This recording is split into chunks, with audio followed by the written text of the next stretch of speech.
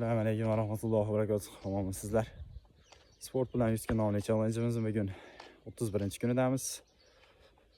Usmoniylardan bo'lmish Sulton Mahmud davrida bo'lib o'tgan bir voqea haqida suhbat qilmoqchimiz.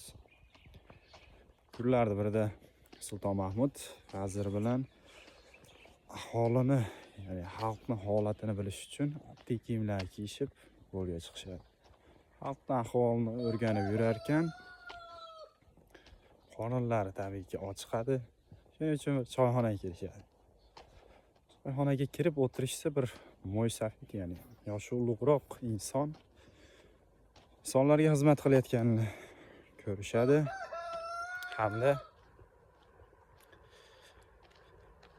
uni ismi bir boshqacha bo'ladi u insonni. Ya'ni Tiqildi bobo bo'ladi.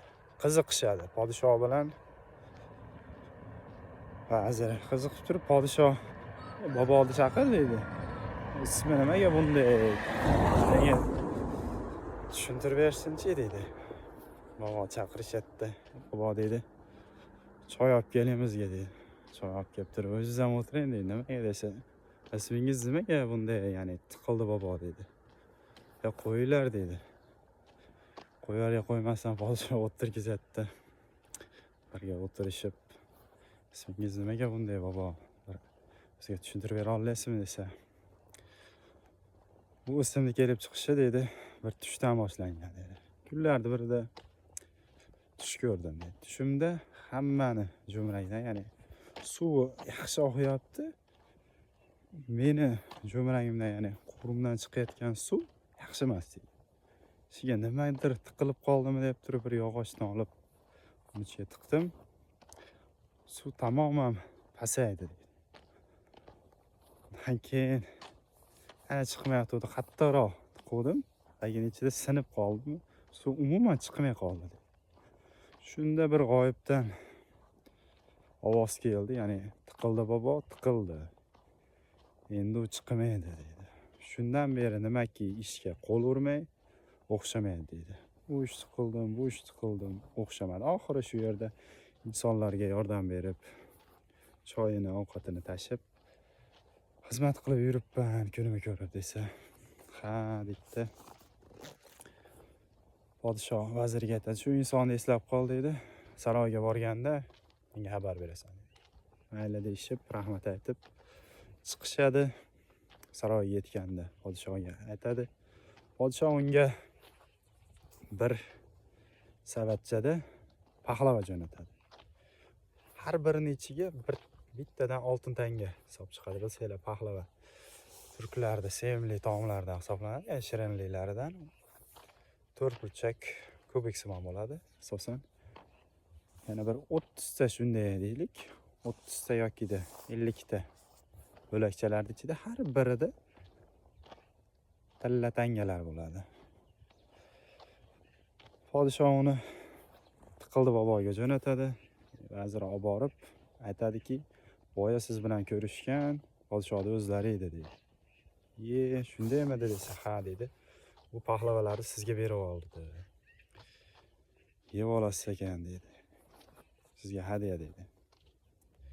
O'zi qancha bo'ldi shirinlik yemaganimga, paxlava yemaganimga ancha bo'lib ketgandi deb turib, uni olib kirib ketadi. Olib kirib qo'yib qo'yadi. Ishdan so'ng uyga qaytatib, uyga borib maza qilib yeyman dedi. Ish tugatadi, yo'lda ketar ekan xayoliga bir fikr kelib qoladi. Ya'ni shuncha paytdan beri paxlava yemadim. Hozir yeb nima qilaman dedi. Shuni sotay dedi. 2 kunlik ovqatim chiqadi dedi. Ya'ni ro'zg'or tebratgani pul chiqadi dedi. Ichida tilla borligini u bilmaydi-da. Yab chiqib issiq paxlavalar bor, podshoh saroyidan keltirilgan deydi. Bir yoshroq inson keladi-da. Paxlavalar qancha desa, qancha deydi, ya'ni narxini aytadi. Bo'ldi bobo deydi, menga bering deydi-da, bir savat sotadi. Olib borib turib, olgan inson bir tishlasa, tirs etadi, tishi nimagadir tegadi. Qarasa, tilla tanga chiqadi, uni tishlaydi, buni tishlaydi. Hani parchasidan qo'yingki, tilla tangalar chiqadi. Hali 2 kunlik ovqatini pulni olib uyga qaytadi Tiqildi bobo. Shu asnosida podshoh adashmasam 1 oy tinimsiz paxlava jo'natadi, u oladi, sotib yuboradi. Bu inson klient bo'lib olgan bo'ladi, ya'ni mijoz bo'lib olgan bo'ladi. Har kuni deydi, Podshoh saroyidan paxlava olib kelar ekansiz, menga soting deydi. Arzonroq qilib bersangiz har kuni olaman deb turib, haligi odam olib ancha mol dunyo yig'ib qo'yadi. Tiqildi bobo bo'lsa 2 kunlik oziq-ovqatini ta'minlaydigan darajaga pulga ega bo'ladi. Podshoh odam jo'natadi keyin. Ya'ni boringlarchi, holatini bilinglar endi Tiqildi boboga. Shunchadan beri paxlava jo'natyapmiz, ichida tilla tangasi bor. Ko'ringlarchi, bir o'zgarish bo'ldimi deydi. Borib turib qarashsa, Tiqildi bobo ashi eski kiyimlarda, xuddi shu joyda ishlab yurgan bo'ladi. Deydi, bobo deydi, paxlavani olib keldimi sizga desa, olib keldi deydi. Nima qildingiz desa, sotib yubordim deydi. Bobo deydi, uni ichida tilla tangalar bor deydi. Ha mayli dedi. Yuring saroyga deb saroyga olib borishadi. Keyin qo'liga belkira berishadi. Podshoh aytadi, belkirani beringlar, xazinani ochinglar, xazinadan, ya'ni sandiqdan ular shu belkiraga chiqqanicha olsin deydi. Bo'ldi deydi. Belkirani oling bobo deydi. Belkirani olsa, bobo deydi, endi buni xazinaga tiqing deydi. Bobo shashilishda bu tarafini emas, bu tarafini, ya'ni teskari tomonini tiqib turaversa, bir ko'tarsa bir dona ham tilla tanga chiqmaydi. Bobo deydi, bu ham bo'lmadi deydi. Podshoh aytadiki, endi buni Uskudarga boringlar deydi. Bilsanglar, Istanbulda Uskudar degan Turkiyaning tog'li, chiroyli bir hududi bor. Shu joyga olib boringlar-da deydi.